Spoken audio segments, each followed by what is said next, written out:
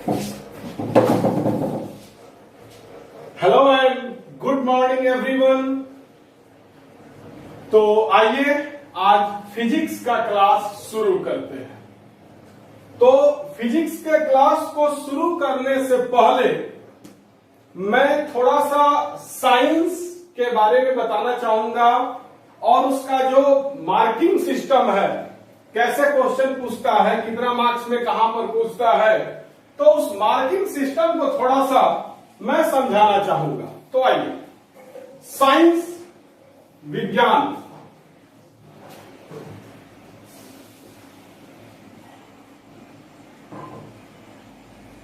Science में हम लोगों को 4 चीजों के बारे में पढ़ना है।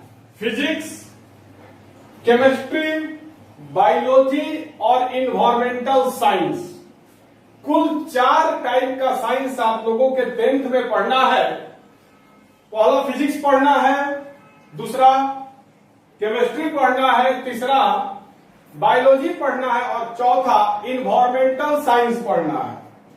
तो बहुत सारे बच्चों को इन्वायरमेंटल साइंस के बारे में पता नहीं होगा, तो मैं आपको बता दे रहा हूं।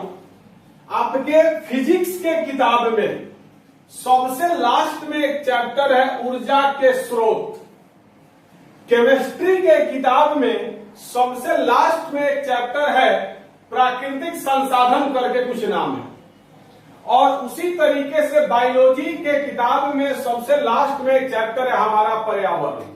तो फिजिक्स, केमिस्ट्री और बायोलॉजी इस तीनों के किताब में सबसे लास्ट वाला जो चैप्टर है, मतलब हमारा पर्यावरण फिजिक्स के बायोलॉजी के लास्ट बायोलॉजी की किताब का लास्ट है, ऊर्जा के स्रोत फिजिक्स के किताब का सबसे लास्ट चैप्टर है और प्राकृतिक संसाधन के उपयोग आपको केमिस्ट्री का सबसे लास्ट चैप्टर है। ये जो 3 चैप्टर का नाम मैंने बताया, ये इन्वायरमेंटल साइंस है। ये ना ही फिजिक्स है, ना ही केमिस्ट्री है, ना ही बायोलॉजी है, ये मिक्सअप है, इन्वायरमेंटल साइंस है। फिजिक्स में आपको क्या क्या पढ़ना है मैं अब समझाऊंगा। तो पहले हम लोग देखते हैं। तो विज्ञान साइंस आपका 80 नंबर का एग्जाम होता है। 80 मार्क्स का एग्जाम आपसे बिहार बोर्ड लेता है। होता 100 नंबर है, जिसमें से 20 नंबर प्रैक्टिकल होता है। तो प्रैक्टिकल का नंबर जो है वो स्कूल देता है और बोर्ड जो है वो 80 नंबर का एग्जाम लेता है। अब 80 में क्या क्या है तो समझिएगा। 80 नंबर में आधा है आपको ऑब्जेक्टिव, मतलब 40 नंबर का आपसे साइंस में ऑब्जेक्टिव पूछेगा और 40 नंबर का आपसे सब्जेक्टिव पूछेगा। सब्जेक्टिव के बारे में हम बता दे रहे हैं, ऑब्जेक्टिव पर आएगा। तो देखिएगा, 40 अंक का आपसे ऑब्जेक्टिव पूछेगा। एक नंबरिया क्वेश्चन, 4 ऑप्शन देगा, बताना उस 4 में से कोई एक जो है आंसर होगा और 40 नंबर सब्जेक्टिव, मतलब आपको प्रश्न उत्तर जो जिसमें आपको लिखना होगा। तो 40 नंबर ऑब्जेक्टिव के लिए कुल 48 प्रश्न रहेगा। इस 48 प्रश्न में से किसी भी 40 प्रश्न का आपको जवाब देना है। मतलब 8 को ऑब्जेक्टिव क्वेश्चन आप छोड़ सकते हैं। 48 को क्वेश्चन पूछेगा, 48 में से किसी भी 40 क्वेश्चन का आपको जवाब देना है। तो 48 क्वेश्चन में ध्यान दीजिएगा,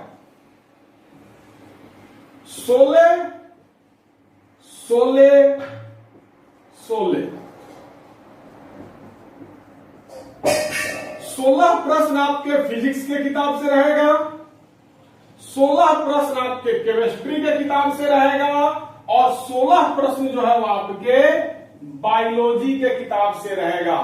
तो 16 प्रश्न फिजिक्स के किताब से, 16 प्रश्न केमिस्ट्री के किताब से और 16 प्रश्न बायोलॉजी के किताब से। कुल मिलाकर के 48 प्रश्न रहेगा। 48 प्रश्न में से किसी भी 40 प्रश्न का आपको जवाब देना है और हर एक प्रश्न का 1 नंबर मिलेगा, मतलब 40 नंबर आपको ऑब्जेक्टिव। अब सब्जेक्टिव पर चर्चा करते हैं। तो सब्जेक्टिव पर थोड़ा सा डीपली बताना होगा आप लोगों को। तो अब हम लोग ऑब्जेक्टिव देख लिया, अब सब्जेक्टिव पर थोड़ा सा हम लोग चर्चा करते हैं। तो देखिएगा,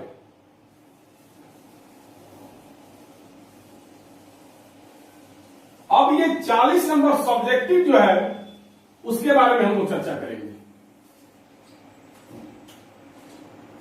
40 अंक सब्जेक्टिव का जो है उसके बारे में चर्चा करेंगे, तो ध्यान दीजिएगा। फिजिक्स से आपको सब्जेक्टिव में 14 नंबर का पूछता है, 14 अंक, 14 मार्क्स का सब्जेक्टिव आपको फिजिक्स से रहेगा। केमिस्ट्री से आपको 13 अंक का रहेगा और बायोलॉजी से भी आपको 13 अंक का सब्जेक्टिव क्वेश्चन पूछेगा। तो 13 13 26 और 14 40 नंबर का सब्जेक्टिव। फिजिक्स से 14 नंबर, केमिस्ट्री से 13 नंबर और बायोलॉजी से 13 नंबर। अब 2 नंबरिया 5 नंबरिया कैसे है तो समझिएगा। फिजिक्स में टोटल 8 को 2 नंबरिया क्वेश्चन पूछेगा।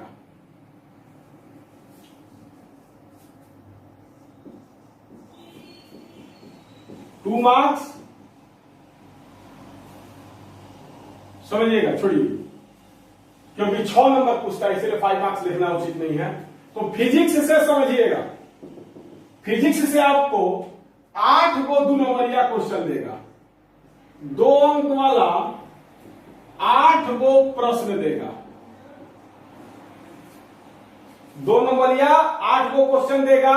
इस 8 में से किसी भी 4 को क्वेश्चन का आपको जवाब देना है। 8 को आपको क्वेश्चन देगा फिजिक्स में, 2 नंबर वाला 2 नंबरिया क्वेश्चन 8 को देगा। उस 8 को में से किसी भी 4 प्रश्न का जवाब देना है। तो 2 नंबरिया से आपको मिल गया 8 नंबर फिजिक्स में।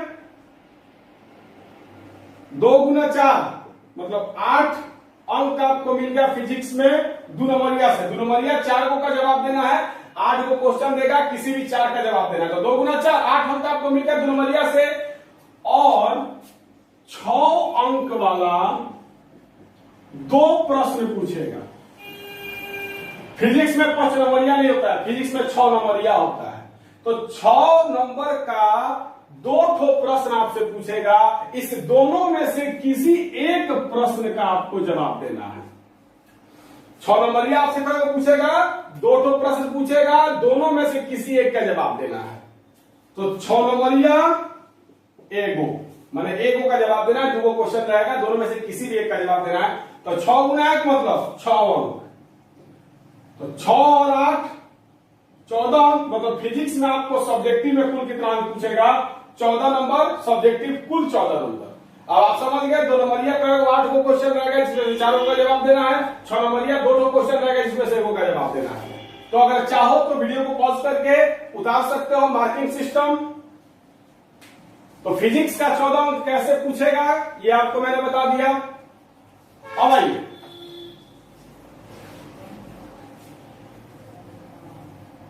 अब केमिस्ट्री पर आए। तो केमिस्ट्री में 2 अंक वाला 7 को क्वेश्चन पूछता है और 5 अंक वाला 2 को क्वेश्चन पूछता है। केमिस्ट्री में 5 नंबरिया रहता है, 6 नंबर का नहीं रहता है। तो केमिस्ट्री में आपको 2 नंबर वाला जो क्वेश्चन है वो 7 को पूछेगा और उस 7 में से किसी भी 4 का जवाब देना है। मतलब 3 को आप छोड़ सकते हो। 3 को क्वेश्चन आप छोड़ सकते हो। तो देखिएगा 2 नंबरिया 4 को मतलब 8 अंक और 5 नंबर वाला 5 अंक वाला 2 को प्रश्न पूछेगा। 5 नंबरिया 2 पूछेगा, जिसमें से किसी भी एक का जवाब देना है। तो 5 नंबरिया 1 का जवाब देना है, 2 को पूछेगा, किसी एक का जवाब देना है, तो 5 अंक।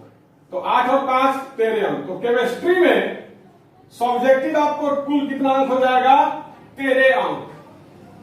और सेम बाय सेम बायोलॉजी में चाहो तो वीडियो को पॉज करके मार्किंग सिस्टम उतार सकते हो। अब आइए बायोलॉजी। तो बायोलॉजी में भी 2 नंबरिया आपको 7 को पूछेगा। इस 7 को में से 4 को का जवाब देना है। मैंने 2 अंक वाला जो प्रश्न है वो 7 को प्रश्न पूछेगा, जो 2 नंबर वाला होगा, और इस 7 में से किसी भी 4 प्रश्न का जवाब देना है। मतलब 3 को प्रश्न आप छोड़ सकते हैं। और 5 अंक वाला मतलब 5 नंबरिया 2 को पूछेगा, 5 अंक वाला 2 को क्वेश्चन पूछेगा, जिसमें से किसी एक का जवाब देना है, एगो छोड़ सकते हो, तो 2 प्रश्न में से किसी एक का जवाब देना है।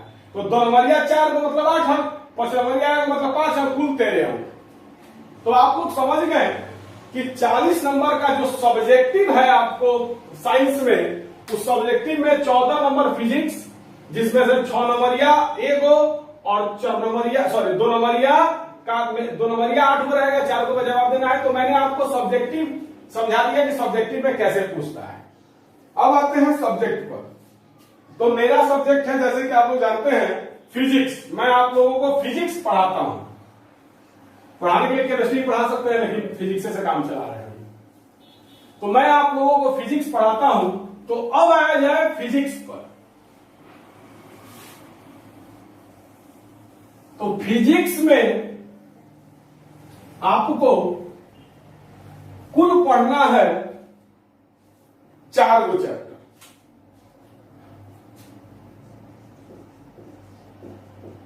फिजिक्स जिससे कि आपको 14 और 14 नंबर सब्जेक्टिव और 16 नंबर ऑब्जेक्टिव। तो 14 और 16 कितना हो जाएगा?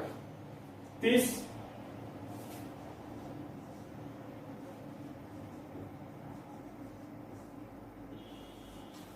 चौदह नंबर का सब्जेक्टिव पूछता है फिजिक्स में, और 16 नंबर का ऑब्जेक्टिव पूछता है। मतलब ये जो फिजिक्स है ये 30 नंबर का है। फिजिक्स का नंबर का है 30 नंबर का है। तो देखिए फिजिक्स में आपको 4 चैप्टर पढ़ना है। पहला चैप्टर है प्रकाश का परावर्तन एवं अपवर्तन। दूसरा चैप्टर है मानव नेत्र एवं रंग बिरंगा संसार। तीसरा है विद्युत धारा, और चौथा है विद्युत धारा के चुंबकीय प्रभाव। विद्युत धारा के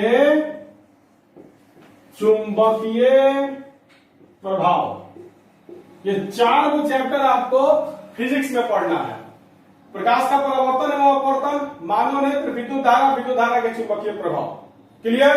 अब एक और चैप्टर है इन्वायरमेंटल साइंस का, जो कि फिजिक्स के किताब में ही देता है। 5वां ऊर्जा के स्रोत। यही 5 चैप्टर आपको फिजिक्स में पढ़ना है। भारती भवन के किताब में या फिर ब्रिलियंट के किताब में इसको 2 चैप्टर कर दिया है। प्रकाश का परावर्तन पहला चैप्टर है और प्रकाश का अपवर्तन दूसरा चैप्टर है। तीसरा चैप्टर है मानव नेत्र, चौथा ये है, 5वां ये है, छठा ये है। लेकिन एनसीईआरटी के अनुसार प्रकाश का परावर्तन एवं अपवर्तन एक ही चैप्टर में है। तो अब देखते हैं। तो ये तो फिजिक्स नहीं, ये इन्वायरमेंटल साइंस है। अब देखिए, अब इसमें 2 ग्रुप है आपके फिजिक्स में, कुल 2 ग्रुप है। ये दोनों आता है ऑप्टिक्स में, प्रकाशिकी कहा जाता है। जब इंटर में जाइएगा तो 12 में मिलेगा ऑप्टिक्स। तो ऑप्टिक्स मतलब प्रकाशिकी। ऑप्टिक्स में 2 चैप्टर मिलेगा, प्रकाश का परावर्तन एवं अपवर्तन और मानव नेत्र। और दूसरा है इलेक्ट्रिक करंट या इलेक्ट्रिसिटी। दूसरा ग्रुप है इलेक्ट्रिसिटी।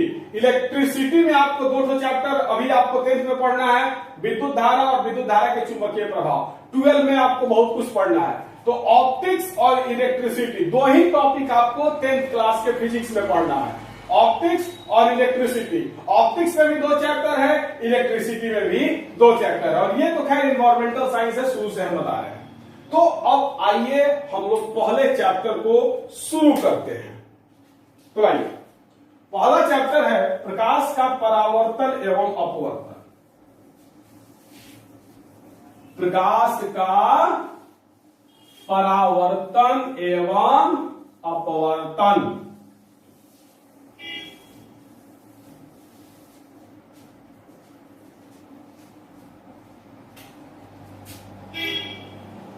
पहला चैप्टर है प्रकाश का परावर्तन एवं अपवर्तन। बहुत ही वीआईपी चैप्टर है, अगर अच्छा से पढ़ ले रहे हैं, मन से पढ़ ले रहे हैं, तो 12 में थोड़ा सा भी दिक्कत नहीं होगा। तो आइए, प्रकाश का परावर्तन अपवर्तन, अब इसको शुरू करते हैं आज। तो प्रकाश का परावर्तन एवं अपवर्तन चैप्टर का नाम है। तो सबसे पहले हम लोग ये जानेंगे प्रकाश के बारे में। बोले तो लाइट। तो सबसे पहले हम लोग जानेंगे प्रकाश के बारे में। जब प्रकाश के बारे में हम लोग सब कुछ जान लेंगे, उसके बाद हम लोग पढ़ेंगे प्रकाश का परावर्तन। प्रकाश का परावर्तन थोड़ा लंबा चैप्टर है, और जब प्रकाश का परावर्तन खत्म हो जाएगा, उसके बाद हम लोग पढ़ेंगे प्रकाश का अपवर्तन। प्रकाश का अपवर्तन, यही थोड़ा लंबा चैप्टर है। ये दोनों चैप्टर पढ़ने के बाद हम लोग मानव नेत्र पढ़ेंगे। तो आइए शुरू करते हैं। हम लोग सबसे पहले जानेंगे कि प्रकाश क्या होता है, कैसे है। प्रकाश के बारे में जितना चीज आप लोगों को 10th क्लास में जानना है, पहले उसके बारे में जानेंगे। तो सबसे पहला सवाल उठता है, प्रकाश है क्या। यहां पर मैंने लिखा है प्रकाश। तो सबसे पहला सवाल उठता है ये कि आखिरकार ये प्रकाश है क्या। तो समझिएगा मेरी बात को। जैसे कभी बल्ब जल रहा है, तो मैं आपको दिख रहा हूं, बल्ब जल रहा है, बल्ब से प्रकाश निकल रहा है, जिसके वजह से मैं आपको आसानी से दिख जा रहा हूं। अगर रात का समय है, आप रूम में बैठे हो और बल्ब को बुता दिया जाए, बल्ब को बंद कर दिया जाए, बल्ब का स्विच ऑफ कर दिया जाए, और समय रात का है, रात में जब आपके रूम का बल्ब बंद कर दिया जाता है, तो क्या रूम में रखा हुआ कोई भी वस्तु आपको दिखाई देता है? निश्चित तौर पर है कि अगर बल्ब बंद कर दिया जाएगा, तो रूम में रखा हुआ कोई भी वस्तु आपको दिखाई नहीं देगा। रात में अगर आपके रूम का बल्ब बंद कर दिया जाए, तो चारों तरफ अंधेरा ही अंधेरा दिखाई देगा आपको। आपके रूम में जितना भी वस्तु रखा हुआ है, उसमें से कोई वस्तु दिखाई नहीं देगा। लेकिन जैसे ही बल्ब को जला दिया जाएगा, मतलब बल्ब का स्विच ऑन कर दिया जाएगा, तुरंत पूरे रूम में प्रकाश फैल जाएगा, और रूम में रखा हुआ सारा का सारा वस्तु आपको आसानी से दिखाई देने लगेगा। तो मेरे कहने का मतलब क्या है? तो मेरे कहने का मतलब यह है कि प्रकाश की सहायता से हम लोग किसी भी वस्तु को देख पाते हैं। अगर प्रकाश नहीं रहे, तो हम लोग किसी भी वस्तु को नहीं देख पाएंगे, और अगर प्रकाश है, तो हम लोग सारे वस्तुओं को देख पाते हैं। तो इससे यही निष्कर्ष निकलता है कि प्रकाश एक माध्यम है। प्रकाश क्या है? एक माध्यम है, जिसके सहायता से हम लोग किसी भी वस्तु को देख पाते हैं। अगर अभी ये जो बल्ब जल रहा है, इस बल्ब को बंद कर दिया जाए, तो मैं आपको नहीं दिखाई दूंगा, और ना ही ये बोर्ड पर मैंने जो लिखा है वो आपको दिखाई देगा, ना ही ये बोर्ड आपको दिखाई देगा। लेकिन अभी बल्ब जल रहा है, जिसकी वजह से आपको मैं भी दिखाई दे रहा हूं, ये बोर्ड भी दिखाई दे रहा है, इस बोर्ड पर जो मैंने लिखा है वो भी दिखाई दे रहा है। तो कहीं ना कहीं प्रकाश की वजह से हम देख पा रहे हैं। अगर प्रकाश नहीं रहता तो हम लोग नहीं देख पाते। तो प्रकाश एक माध्यम है, जिसकी सहायता से हम लोग किसी भी वस्तु को देख पाते हैं। हमको लग रहा है इतना काफी है। तो माध्यम को ही कारक कहा जाता है, माध्यम को ही कारक कहा जाता है। माध्यम को ही क्या कहा जाता है? कारक। तो प्रकाश का परिभाषा क्या हो जाएगा? मैंने आपके ग्रुप में नोट्स भेज दिया है।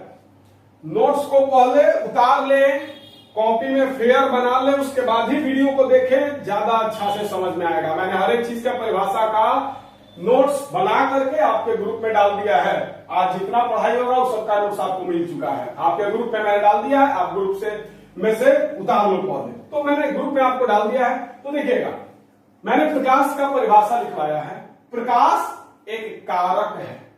प्रकाश वह कारक है, कारक बोले तो माध्यम, कारक बोले तो माध्यम। प्रकाश वह कारक है जिसकी सहायता से हम लोग किसी भी वस्तु को देख पाते हैं। अभी मैंने समझाया, बल्ब बंद कर दिया जाएगा, कुछ नहीं दिखाई देगा। बल्ब जल रहा है, मैं दिखाई दे रहा हूं, बोर्ड दिखाई दे रहा है। मतलब प्रकाश बल्ब से क्या निकल रहा है? लाइट निकल रहा है, बल्ब से प्रकाश निकल रहा है, तो प्रकाश के माध्यम से ही तो हम दिख रहे हैं या फिर बोर्ड दिख रहा है। अगर बल्ब बंद कर दिया जाए तो प्रकाश आना बंद हो जाएगा, और प्रकाश बंद हो जाएगा तो हम भी गायब हो जाएंगे, बोर्ड भी गायब हो जाएगा। तो इससे यही निष्कर्ष निकलता है कि प्रकाश एक कारक है जिसकी सहायता से हम लोग किसी भी वस्तु को देख पाते हैं। तो अब आपसे अगर कोई प्रकाश का परिभाषा पूछे तो आप आसानी से बता सकते हो क्या? तो प्रकाश वह कारक है जिसकी सहायता से हम किसी भी वस्तु को देख पाते हैं। इसका परिभाषा आपके नोट्स में है। अब आगे बढ़ते हैं। तो अब आगे हम लोग को जानना है प्रकाश स्रोत।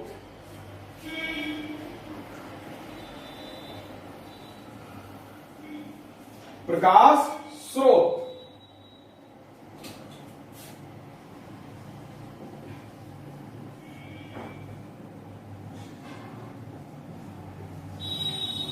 प्रकाश स्रोत। अब आगे क्या जानना है?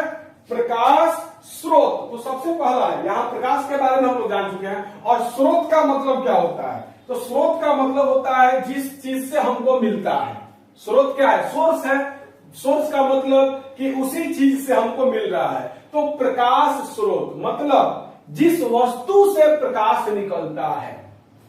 जैसे ये बल्ब है, इस बल्ब से क्या निकल रहा है? प्रकाश निकल रहा है।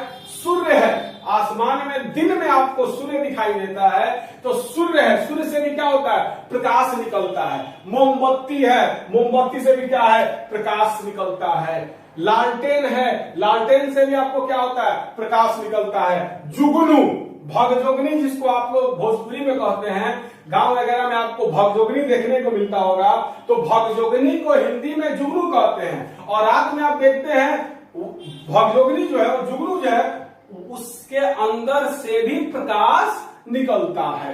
तो भगजोगनी जो है उसके अंदर से भी प्रकाश निकलता है। तो अभी मैंने बताया कि जिस वस्तु से प्रकाश निकलता है उसे प्रकाश स्रोत कहते हैं। प्रकाश स्रोत का मतलब क्या हो गया? तो जिस वस्तु से प्रकाश निकलता है उसको प्रकाश स्रोत कहते हैं। जैसे बल्ब है, बल्ब से प्रकाश निकल रहा है तो बल्ब को क्या कहेंगे?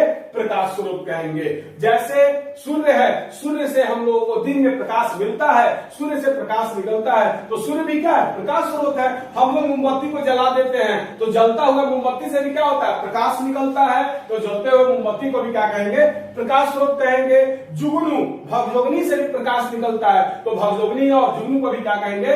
प्रकाश स्रोत कहेंगे। तो प्रकाश स्रोत का परिभाषा हो गया जिस वस्तु से, हमको लग रहा है हम थोड़ा तेजी से बोल रहे हैं, अगर ऐसा कुछ हो तो आप हमको जरूर नॉक कर दीजिएगा, सर आप थोड़ा स्पीड बोल रहे हैं। तो चलिए, जिस वस्तु से प्रकाश निकलता है उसको क्या कहते हैं? प्रकाश स्रोत कहते हैं। क्या कहते हैं? प्रकाश स्रोत कहते हैं। प्रकाश स्रोत दो प्रकार का होता है।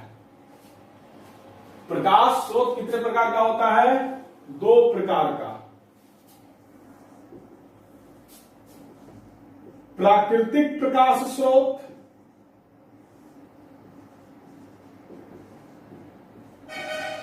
और एक होता है मानव निर्मित प्रकाश स्रोत।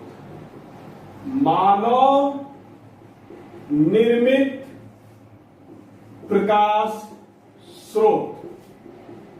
समझिएगा, अब हम लोगों के आसपास बहुत ऐसा वस्तु है जिससे प्रकाश निकलता है। जैसे सूरज है, दिन में सूरज से प्रकाश निकलते हुए आप देख सकते हो, सूरज से भी प्रकाश निकलता है। मैंने ये जो बल्ब जलाया है, इस जलते हुए बल्ब से भी प्रकाश निकलता है।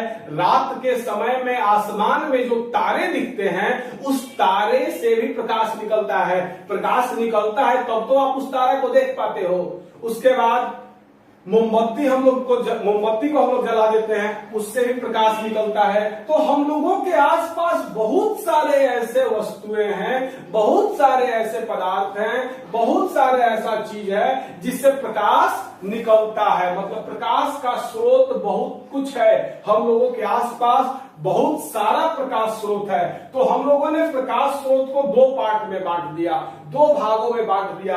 पहला है प्राकृतिक प्रकाश स्रोत और दूसरा है मानव निर्मित प्रकाश स्रोत। तो आइए हम प्राकृतिक प्रकाश स्रोत और मानव निर्मित प्रकाश स्रोत के बारे में हम लोग जानते हैं। तो जिसको प्रकृति ने बनाया, प्रकृति बोले तो भगवान ने, अल्लाह ने, जिसको कि मतलब कि भगवान या फिर अल्लाह मतलब कि एक ऐसा चीज जो हमको दिखाई नहीं देता है, एक ऐसी शक्ति, उस शक्ति को हम लोग हिंदू लोग भगवान कहते हैं, मुस्लिम लोग अल्लाह कहते हैं। तो एक ऐसी शक्ति जो दिखाई नहीं देता है उसी को तो हम लोग भगवान मानते हैं या फिर अल्लाह मानते हैं। तो वैसे ही प्राकृतिक प्रकाश स्रोत, तो यहां पर भगवान या अल्लाह कहना उचित नहीं होगा क्योंकि साइंस इन सारी चीजों को नहीं मानता है। तो साइंस ने उसको प्रकृति बोल दिया, साइंस ने क्या बोल दिया, प्रकृति बोल दिया। जिसको हम लोग भगवान बोलते हैं, जिसको हम लोग अल्लाह बोलते हैं, उसको साइंस ने क्या बोला, प्रकृति बोला। तो पहला होता है प्राकृतिक प्रकाश स्रोत और दूसरा होता है मानव निर्मित प्रकाश स्रोत। तो प्राकृतिक प्रकाश स्रोत जिसको कि प्रकृति ने बनाया है, वैसा प्रकाश स्रोत जिसको प्रकृति ने बनाया है प्राकृतिक प्रकाश स्रोत कहलाता है। जैसे सूर्य, सूर्य को हम लोगों ने नहीं बनाया, सूर्य को किसने बनाया, प्रकृति ने बनाया। तारे, तारा से ही तो प्रकाश निकलता है, स्टार, तारा को भी हम लोगों ने नहीं बनाया, तारा को किसने बनाया, प्रकृति ने बनाया। जुगनू, भगजोगनी, वो एक प्रकार का कीड़ा होता है, तो भगजोगनी जुगनू, उसको भी क्या हम लोगों ने बनाया, उसको हम लोगों ने नहीं बनाया, उसको किसने बनाया, प्रकृति ने बनाया। तो जिस वस्तु से प्रकाश निकलता और उस वस्तु को प्रकृति ने बनाया उसको क्या कहते हैं, प्राकृतिक प्रकाश स्रोत। तो वैसा प्रकाश स्रोत जिसे प्रकृति ने बनाया है क्या कहलाएगा, प्राकृतिक प्रकाश स्रोत। जैसे सूर्य, तारे, जुगनू इत्यादि। इसका नोट्स में इसका परिभाषा और जैसे सब कुछ आपको नोट्स में दिया गया है, आप उसको ध्यान दीजिएगा। अब आते हैं मानव निर्मित प्रकाश स्रोत। तो वैसा प्रकाश स्रोत मतलब वैसा वस्तु जिससे प्रकाश निकलता है और जिसको हम लोगों ने बनाया है, जिसको इंसान ने बनाया है, जिसको मानव ने बनाया है, उसको क्या कहेंगे, मानव निर्मित प्रकाश स्रोत कहेंगे। जैसे ये जो बल्ब जल रहा है अभी मेरे सर के ऊपर, इस बल्ब को हम लोगों ने बनाया, मानव ने बनाया। तो बल्ब क्या हो गया, मानव निर्मित प्रकाश स्रोत हो गया। मोमबत्ती, जिस मोमबत्ती को जला करके हम लोग प्रकाश फैला देते हैं, उस मोमबत्ती को भी किसने बनाया, मानव ने बनाया। ट्यूबलाइट, मरकरी को किसने बनाया, मानव ने बनाया। लालटेन हो गया, लैंप का आविष्कार मानव ने किया। तो वैसा प्रकाश स्रोत जिसको इंसान ने बनाया, मानव ने बनाया, उसको क्या कहेंगे, मानव निर्मित प्रकाश स्रोत कहेंगे। जैसे बल्ब, आपको बल्ब हो गया, मोमबत्ती, लालटेन,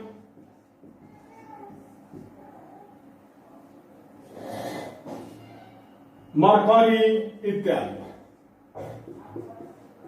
तो इन सारी चीजों को, बल्ब को, मोमबत्ती को, लालटेन को, मरकरी जो जलता है हमारे रूम में, उसको, इन सारी चीजों को मानव ने बनाया, इसलिए इसको क्या कहेंगे, मानव निर्मित प्रकाश स्रोत। तो हमको लग रहा है कि आपको समझ में आ गया होगा कि प्रकाश स्रोत क्या होता है। तो जिस वस्तु से प्रकाश निकलता है उसको प्रकाश स्रोत कहते हैं। दो प्रकार होते हैं, प्राकृतिक प्रकाश स्रोत, मानव निर्मित प्रकाश स्रोत। तो वैसा प्रकाश स्रोत जिसे प्रकृति ने बनाया है, जैसे सूर्य, तारे, जुगनू, इसको प्राकृतिक प्रकाश स्रोत कहेंगे।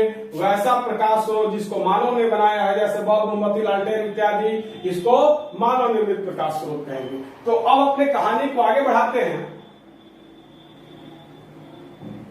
अब आते हैं हम लोग प्रदीप्त और अप्रदीप्त पर।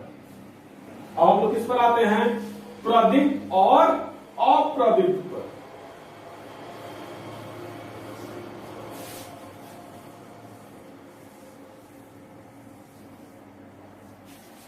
तो देखिएगा, हम लोगों के आसपास बहुत सारे वस्तुएं हैं। तो प्रकाश के उत्सर्जित मतलब निकालने के आधार पर हम लोगों ने वस्तुओं को दो भागों में बांटा। हम लोगों के आसपास लोहा है, पत्थर है, बल्ब है, सूर्य है, सब चीज है। तो इस आधार पर हम लोगों ने मतलब दो प्रकार में पदार्थ को बांटा। क्या? तो प्रदीप्त पदार्थ और अप्रदीप्त पदार्थ। तो देखिएगा, वैसा पदार्थ जो प्रकाश निकालता हो, उत्सर्जित करने का मतलब होता है निकालना। उत्सर्जित करने का मतलब क्या होता है? उत्सर्जित करने का मतलब होता है निकालना। तो वैसा पदार्थ जिससे प्रकाश निकलता हो, वैसा पदार्थ जो प्रकाश निकालता हो, वैसा पदार्थ जो प्रकाश उत्सर्जित करता हो, प्रदीप्त पदार्थ कहलाएगा। तो बहुत सारी चीजें हैं, जैसे बल्ब है। क्या है? बल्ब है। बल्ब अभी जो जल रहा है, इससे प्रकाश निकल रहा है, मतलब ये बल्ब क्या कर रहा है? प्रकाश को निकाल रहा है, प्रकाश को उत्सर्जित कर रहा है। सूर्य है, सूर्य क्या करता है? प्रकाश को निकालता है, मतलब प्रकाश को उत्सर्जित करता है। तो वैसा पदार्थ जो प्रकाश उत्सर्जित करता हो, प्रदीप्त वस्तु कहलाता है, प्रदीप्त पदार्थ कहलाता है। और वैसा वस्तु जो प्रकाश उत्सर्जित नहीं करता हो, अप्रदीप्त वस्तु कहलाता है। तो फिर से समझा जाएगा, वैसा वस्तु जो प्रकाश उत्सर्जित करता है, जैसे जलता हुआ बल्ब, जलता हुआ मोमबत्ती, सूर्य, तारे, जुगनू, ये सब क्या है? ये सब प्रकाश को उत्सर्जित करता है। ये सब वस्तु क्या करता है? प्रकाश को निकालता है। तो उसको क्या कहेंगे? प्रदीप्त वस्तु। और अप्रदीप्त वैसा वस्तु जो प्रकाश उत्सर्जित नहीं करता है, जैसे पत्थर, लकड़ी, लोहा। पत्थर से प्रकाश निकलता है, लकड़ी से प्रकाश निकलता है, लोहा से प्रकाश निकलता है, ईंटा से प्रकाश निकलता है, हम लोगों के देह में से प्रकाश निकलता है। तो जिस वस्तु से प्रकाश नहीं निकलता है, मतलब वैसी वस्तुएं जो प्रकाश उत्सर्जित नहीं करती हैं, अप्रदीप्त वस्तु कहलाती है। तो प्रदीप्त और अप्रदीप्त भी समझ गए होंगे। जो वस्तु प्रकाश निकालता है प्रदीप्त कहलाएगा, जो वस्तु प्रकाश नहीं निकालता है अप्रदीप्त कहलाएगा। तो अब आगे बढ़ते हैं।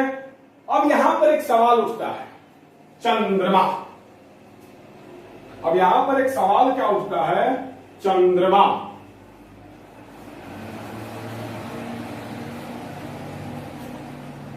तो सवाल उठता है कि चंद्रमा से भी तो प्रकाश निकलता है, तो चंद्रमा प्रदीप्त वस्तु है कि अप्रदीप्त वस्तु है? चंद्रमा जो है ये प्रदीप्त वस्तु है या अप्रदीप्त वस्तु है? तो समझिएगा मेरी बात को ध्यान से। देखिएगा, जो पदार्थ प्रकाश उत्सर्जित करता है प्रदीप्त वस्तु कहलाता है, जो वस्तु पदार्थ उत्सर्जित नहीं करता है अप्रदीप्त वस्तु कहलाता है। तो चंद्रमा का क्या मामला है? तो चंद्रमा के मामला को समझेंगे हम। देखिएगा, यह हमारा सौर मंडल है,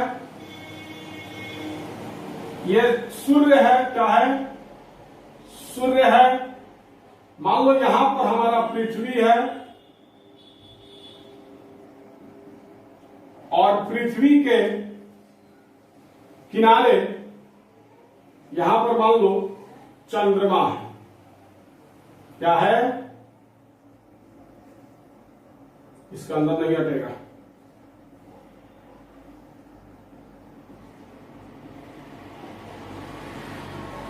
यहां पर मान लो चंद्रमा है। ये क्या है? चंद्रमा है, ये पृथ्वी है, ये सूर्य है। तो जब रात होता है, जब रात होता है तो रात में सूर्य थोड़े गायब हो जाता है, सूर्य डूबता थोड़े है। अगर हम लोग के पास रात है तो कहीं ना कहीं दिन भी होगा। तो सूर्य का जो प्रकाश है ये चंद्रमा पर पड़ता है। सूर्य का जो प्रकाश है वो चंद्रमा पर पड़ता है, और चंद्रमा का जो सतह है वो सतह से जब सूर्य का प्रकाश टकराता है तो टकराकर पृथ्वी की ओर परावर्तित हो जाता है। टकराता और टकराकर पृथ्वी की ओर परावर्तित हो जाता है, जिसके वजह से हम लोगों को लगता है कि चंद्रमा से प्रकाश निकल रहा है। लेकिन चंद्रमा से जो प्रकाश निकल रहा है वो चंद्रमा का नहीं है, वो सूर्य का प्रकाश ही है। सूर्य का प्रकाश आकर के चंद्रमा से टकराया और चंद्रमा क्या किया, उस प्रकाश को परावर्तित कर दिया पृथ्वी पर। जैसे कि आप लोग बचपन में जब दिन रहता था तो आप लोग आईना का खेल खेलते होंगे, मतलब कि सूर्य से प्रकाश निकलता है, उस प्रकाश को आप लोग आईना ले लेते थे, शीशा, तो आईना पर जब सूर्य का प्रकाश पड़ता था उसको आप लोग नचाते थे चारों तरफ, तो देखते थे कि जैसे दीवार की तरफ आप करते थे तो लाइट जो है, मतलब कि सूर्य का प्रकाश आता था आईना पर और आईना से निकल करके आपके दीवार पर चला जाता था।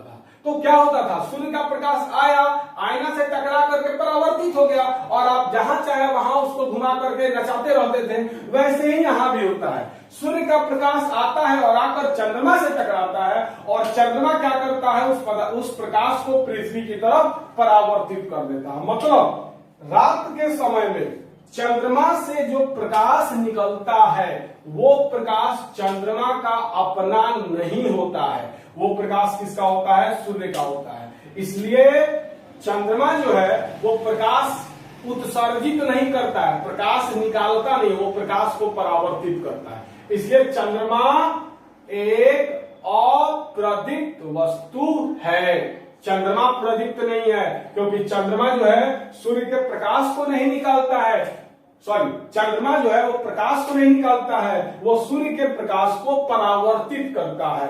मतलब रात के समय में सूर्य का प्रकाश चंद्रमा से टकराया और चंद्रमा से टकरा करके हमारे पृथ्वी पर आ जाता है। मतलब चंद्रमा क्या करता है, सूर्य के प्रकाश को परावर्तित करता है पृथ्वी पर। इसलिए चंद्रमा का जो अपना प्रकाश है, चंद्रमा से जो प्रकाश निकलता है वह चंद्रमा का अपना नहीं होता है, वो किसका होता है, सूर्य का होता है। मतलब चंद्रमा जो है सूर्य के ही प्रकाश को पृथ्वी पर परावर्तित करता है। फिर से माइंड में डाल लीजिए, चंद्रमा से जो प्रकाश निकलता है वह चंद्रमा का अपना नहीं होता है, चंद्रमा सूर्य के प्रकाश को ही पृथ्वी की तरफ परावर्तित करता है। और यही कारण है कि चंद्रमा जो है वो अप्रदीप्त वस्तु है। मैंने आपके नोट्स में लिखा हुआ है स्टार दे करके, चंद्रमा अप्रदीप्त वस्तु है। अब क्यों है ये आप समझ चुके होंगे, क्योंकि चंद्रमा से निकलता हुआ प्रकाश उसका अपना नहीं होता है, वह सूर्य के प्रकाश को परावर्तित करता है। अब आते हैं किरण की तरफ, अब आते हैं किरण के तरफ। तो आइए,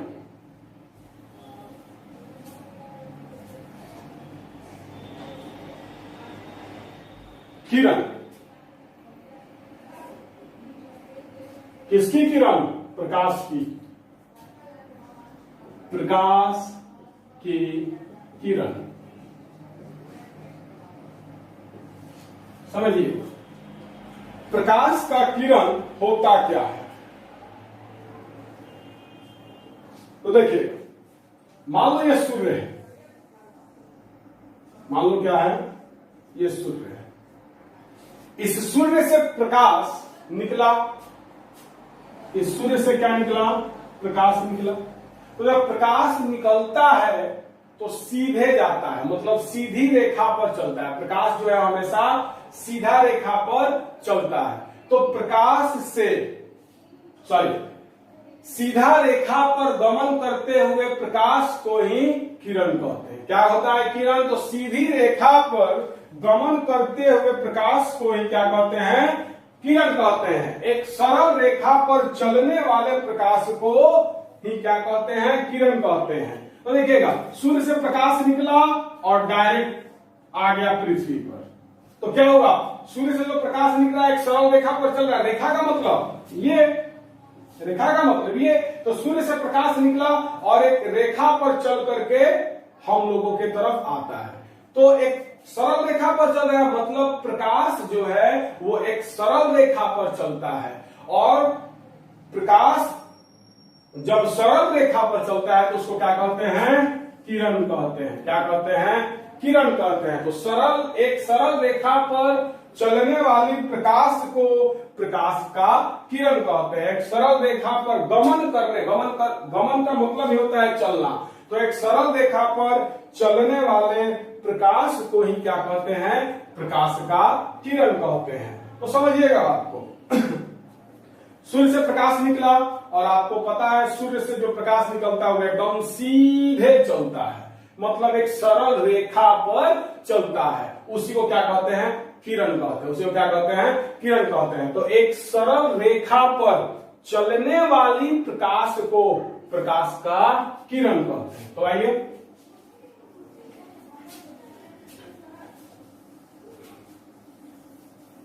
तो समझिएगा ध्यान से, परिभाषा मैंने आपको नोट्स में दे दिया है। तो एक सरल रेखा पर चलने वाले प्रकाश को किरण कहते हैं। समझिएगा, सूर्य से प्रकाश निकला कैसे, ऐसे। तो ये प्रकाश जो है कैसे चल रहा है, एक सरल रेखा पर चल रहा है, ये एक रेखा है और प्रकाश जो है इसी रेखा पर चल रहा है, तो इसी को क्या कहेंगे, किरण कहेंगे। इसी को क्या कहेंगे, किरण कहेंगे। तो एक सरल रेखा पर चलने वाली प्रकाश को किरण कहते हैं। अब आइए, अब हम लोग को जानना है किरण पुंज। क्या जानना है, किरण पुंज। तो देखिएगा, सूर्य से जो प्रकाश निकलता है वो थोड़ा निकलता है, ढेर सारा निकलता है। मान लो ये सूर्य है, इससे एक बार में ढेर सारा प्रकाश निकलता है, ऐसा बात थोड़ा है कि वो निकलता है, एक बार में ढेर सारा प्रकाश निकलता है। तो ये सब क्या है, ये सब क्या है, किरण ही तो है। ये सब क्या है, किरण है। तो किरणों के समूह को, किरणों के, ये जो किरणों का समूह है, ये जो किरणों का समूह है, उसी को क्या कहेंगे, किरण पुंज कहेंगे। किरणों का जो समूह है उसी को क्या कहेंगे, किरण पुंज कहेंगे। किरणों का ये जो समूह है उसे क्या कहेंगे, किरण पुंज कहेंगे। तो जब भी सूर्य से प्रकाश निकलता है तो ये ढेर सारा निकलता है, ये बल्ब से ही प्रकाश निकल रहा है, तो एक बार में ढेर सारा प्रकाश निकल रहा है, एक बार में ढेर सारा किरण निकल रहा है। तो क्या हुआ, ये सब किरणों, ये भी किरण है, ये भी किरण है, ये भी किरण है, ये भी किरण है, ये भी किरण है, ये भी किरण है, ये भी किरण है, मतलब किरणों का समूह है, किरणों का समूह है। तो किरणों के समूह को किरण पुंज कहा जाता है। अब आइए किरण पुंज के प्रकार हम लोग जानेंगे। तो देखिएगा, किरण पुंज का मुख्यतः तीन प्रकार होता है। किरण पुंज का मुख्यतः 3 प्रकार होता है। किरण पुंज का मुख्यतः 3 प्रकार होता है।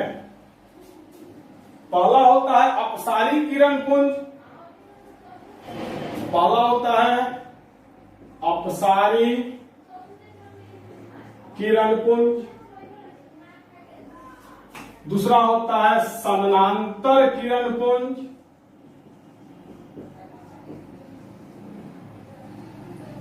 तीसरा होता है अभिसारी किरण पुंज। तो किरण पुंज कितने प्रकार का होगा, 3 प्रकार का। पहला अपसारी किरण पुंज, दूसरा समानांतर किरण पुंज और तीसरा अभिसारी किरण पुंज। तो समझिएगा अपसारी किरण पुंज क्या होता है। तो मान लो कोई बिंदु है, ये मान लो कोई बिंदु है, ये जो मेरे माथे के ऊपर बल्ब जल रहा है, तो ये रूम तो बहुत बड़ा है, ये रूम जो मैं जिस रूम में मैं पढ़ा रहा हूं ये रूम बहुत बड़ा है। तो इस रूम के अनुसार देखा जाए तो इस रूम में ये जो बल्ब लगा हुआ है ये बिंदु के समान है, इस रूम में ये जो बल्ब लगा हुआ है ये बिंदु के समान है। तो मान लो कोई बिंदु है, मान लो ये कोई बिंदु है और इस बिंदु से प्रकाश निकल रहा है। क्या हो रहा है, इस बिंदु से प्रकाश निकल रहा है। तो देखिएगा ध्यान से, तो समझिएगा किसी एक बिंदु स्रोत, ये जो बिंदु है वो क्या है, प्रकाश का स्रोत है, मतलब इस बिंदु से प्रकाश निकल रहा है, इसीलिए इसको क्या कहेंगे, बिंदु स्रोत। क्या कहेंगे, बिंदु स्रोत। तो किसी एक बिंदु स्रोत से जब प्रकाश की किरण निकलकर चारों ओर फैल जाती हैं तो इस प्रकार के किरण पुंज को अपसारी किरण पुंज कहते हैं। जैसे रूम में बल्ब जल रहा है, मान लो ये बल्ब है, ये जो मैंने बिंदु यहां पर बनाया है ये मान लो क्या है, बल्ब है। इस बल्ब से प्रकाश का किरण निकल करके चारों तरफ फैल जा रहा है, पूरे रूम में लाइट हो जा रहा है। रूम में एक छोटा सा बल्ब लगा रहता है, लेकिन जैसे बल्ब को हम जलाते हैं उस बल्ब से प्रकाश का ढेर सारा किरण निकल करके पूरे रूम में फैल जाता है। मतलब एक बिंदु से प्रकाश का किरण निकल करके चारों तरफ फैल जाता है। तो इस प्रकार के किरण पुंज को क्या कहेंगे? अपसारी किरण पुंज। एक वो किरण थोड़े निकलेगा, किरणों का समूह निकलेगा, और किरणों के समूह को मतलब ढेर सारे किरण को ही ना किरण पुंज कहते हैं। तो जब एक बिंदु स्रोत से, इस बिंदु से प्रकाश निकल रहा है, एक बिंदु स्रोत से प्रकाश की किरणें निकलकर चारों ओर फैल जाती हैं, इस प्रकार के किरण पुंज को अपसारी किरण पुंज कहते हैं। एक बिंदु से निकला और चारों तरफ फैल गया, इस प्रकार के किरण पुंज को क्या कहेंगे? अपसारी किरण पुंज कहेंगे। अब आइए अभिसारी। अभिसारी के बाद मैं समानांतर को बताऊंगा। अभिसारी किरण पुंज, इसमें क्या होता है? तो चारों तरफ से आकर के एक बिंदु पर मिल जाती है। एक किरण इधर से आया, एक किरण इधर से आया, एक किरण इधर से आया, मतलब कितना? बहुत सारा किरण हो गया। तो किरणों के समूह को किरण पुंज कहते हैं। तो यहां पर बहुत सारा किरण हो गया, और किरण क्या हुआ? चारों तरफ से आकर के इस बिंदु पर मिल गया। माने इधर से भी आया, यहीं पर मिला, इधर से भी आकर के यहां पर मिल गया, इधर से भी आकर के यहां पर मिल गया। तीर के निशान को ध्यान से समझिएगा। तीर के निशान बता रहा है कि किधर से आ रहा है, किधर को जा रहा है। तो तीर का निशान से आपको समझ में आ रहा होगा कि एक किरण इधर से आकर के यहां पर मिल गया, एक किरण यहां से आकर के यहां पर मिल गया, एक किरण यहां से आकर के यहां पर मिल गया। मतलब जब किरणों का समूह चारों तरफ से आकर एक बिंदु पर मिल जाता है, उसको क्या कहते हैं? अभिसारी किरण पुंज कहते हैं। जैसे बचपन में एस्ट्रोनॉट बॉक्स, प्रकाश बॉक्स जो होता था, उसमें लेंस मिलता था। प्रकाश बॉक्स खरीदते थे आप लोग, तो उसमें लेंस मिलता था। तो आप लोग क्या करते थे? उस लेंस के मदद से दिन में धूप में खड़ा होकर के पेपर जलाते थे। तो पेपर कैसे जलाते थे, या फिर हाथ पर करते थे, तो कैसे होता था? तो लेंस को हम लोग धूप में ले जाते थे और पेपर के ऊपर रख देते थे। उससे होता क्या था कि लेंस जो था, प्रकाश का किरण आता था, उस लेंस से टकराता था, और लेंस से टकरा करके उस पेज पर जो पेपर रहता था, उस पेपर पर गोटा हो जाता था। मतलब चारों तरफ से किरण आकर के उस पेज पर एक जगह मिल जाता था, जिसके वजह से वो पेपर जलने लगता था। आपको याद होगा, आप सभी ने ऐसा किया होगा। अगर नहीं किया है तो अब जरूर कर लीजिएगा, क्योंकि दिल तो बच्चा है जी। चलिए आगे देखते हैं। तो प्रकाश का किरण जो है वो चारों तरफ से आकर के एक बिंदु पर मिल गया। तो इस प्रकार के किरण पुंज को अभिसारी किरण पुंज कहते हैं। तो समझिएगा, एक बिंदु से निकलकर चारों तरफ फैल जाए तो अपसारी किरण पुंज कहलाएगा, और चारों तरफ से आकर के एक बिंदु पर मिल जाए तो अभिसारी किरण पुंज कहलाएगा। आई थिंक क्लियर हो गया होगा, परिभाषा आपको नोट्स में दिया होगा। अब आइए समानांतर किरण पुंज। अब आइए समानांतर किरण पुंज, तो ध्यान से समझिएगा। अभिसारी किरण पुंज में अभी बहुत सारी चीजें हैं। इसमें एक और परिभाषा होता है कि चारों तरफ से आकर एक बिंदु पर मिलती हुई प्रतीत होती है। तो इन सारी चीजों के बारे में जब हम लोग प्रतिबिंब वगैरह आगे जब हम लोग पढ़ेंगे, प्रतिबिंब का बनना, वास्तविक प्रतिबिंब, काल्पनिक प्रतिबिंब, जब इन सारी चीजों ये सब चीज पढ़ेंगे, उस समय मैं आपको फिर से एक बार अभिसारी किरण पुंज समझाऊंगा। तो उस समय मैं आपको बताऊंगा मिलते हुए प्रतीत होने का मतलब क्या है। तो आपके नोट्स में लिखा हुआ है, प्रकाश की किरणें चारों तरफ से आकर एक बिंदु पर मिलती है या मिलती हुई प्रतीत होती है, उसे अभिसारी किरण पुंज कहते हैं। तो मिलती है तो मैंने बता दिया, मिलती हुई प्रतीत होती है, ये प्रतिबिंब जब मैं पढ़ाऊंगा उस समय मैं आपको समझाऊंगा, अच्छा से समझ में आएगा। तो अभी आप रट्टा मार लीजिए, जो डेफिनेशन उसको आप याद कर लीजिए और समझिए क्या। तो प्रकाश का किरण चारों तरफ से आकर के एक बिंदु पर मिल जाएगा। और आइए समानांतर किरण पुंज, तो समझिएगा ध्यान से। वैसा किरण पुंज जिसमें प्रकाश की किरणें एक दूसरे से समानांतर। आप देख सकते हैं यहां पर किरणों का समूह है। कई गो किरण है? 1 2 3 गो, माने किरणों का समूह है।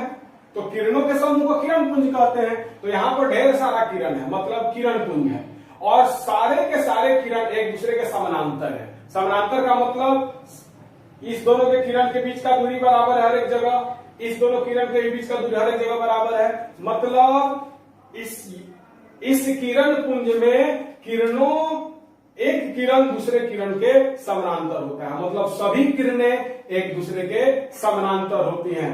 तो वैसा किरण पुंज जिसमें सभी किरणें एक दूसरे के समानांतर होती हैं, समानांतर किरण पुंज कहलाता है। प्रकाश सूर्य से जब निकलता है और पृथ्वी तक आता है तो वो समानांतर किरण पुंज होता है। इसका कारण यह है कि वो बहुत जगह पर अपवर्तित होता है। इसके बारे में हम लोग अपवर्तन में पढ़ेंगे तब समझ में आएगा कि सूर्य से आते हुए प्रकाश की किरणें समानांतर क्यों होती हैं, कैसे होती हैं। अपवर्तन में आपको समझाएंगे तो आपको समझ में आएगा कि सूर्य से जो प्रकाश आता है वो प्रकाश पृथ्वी पर आते आते समानांतर क्यों हो जाता है, मतलब सभी प्रकाश की किरणें एक दूसरे के समानांतर हो जाती हैं। और इसमें मैंने लिखवाया है दूर से, बहुत दूर से आती हुई प्रकाश की किरणें समानांतर किरण पुंज होती हैं। बहुत दूर से आता हुआ प्रकाश का किरण समानांतर होता है। तो बहुत दूर मतलब सूर्य, तारा, तो सूर्य से जो प्रकाश का किरण आता है वो क्या होता है, एक दूसरे के समानांतर होता है। तो समानांतर किरण पुंज का मतलब वैसा किरण पुंज जिसमें किरणों सभी किरणें एक दूसरे के समानांतर हो, समानांतर किरण पुंज कहलाता है। तो आज का वीडियो काफी ज्यादा लंबा हो गया है और यही कारण है कि मैं आज यहीं तक रोक रहा हूं। कल मैं आपको पारदर्शी, पारभासी, अपारदर्शी पढ़ाऊंगा और उसके बाद प्रकाश के परावर्तन पर हम लोग चलेंगे। मतलब प्रकाश के बारे में हम लोगों ने जान लिया। 10 से 15 मिनट का एक और टॉपिक बचा है, उसको पढ़ लेंगे। प्रकाश के बारे में हम लोग जान जाएंगे। उसके बाद प्रकाश का परावर्तन और अपवर्तन पढ़ेंगे। तो आज का क्लास में यहीं पर रोक रहा हूं। आपको आज का क्लास कैसा लगा जरूर बताइएगा। अगर कोई कमी है तो बताइए कि सर ये कमी है, मैं अपने उस कमी को सुधारूंगा, मैं आपसे वादा कर रहा हूं। तो जब तक आप बताओगे नहीं तब तक पता कैसे चलेगा कि मैंने पढ़ाने में क्या कमी किया है। तो आज का क्लास आपको कैसा लगा, कहां पर मैंने क्या कमी किया, जरूर बताइएगा। और आज मैंने जितना चीज पढ़ाया उस सबका नोट्स मैंने ग्रुप में डाल दिया है, फिर जरूर बनाएं। तो आज के लिए बस इतना ही। बहुत बहुत धन्यवाद।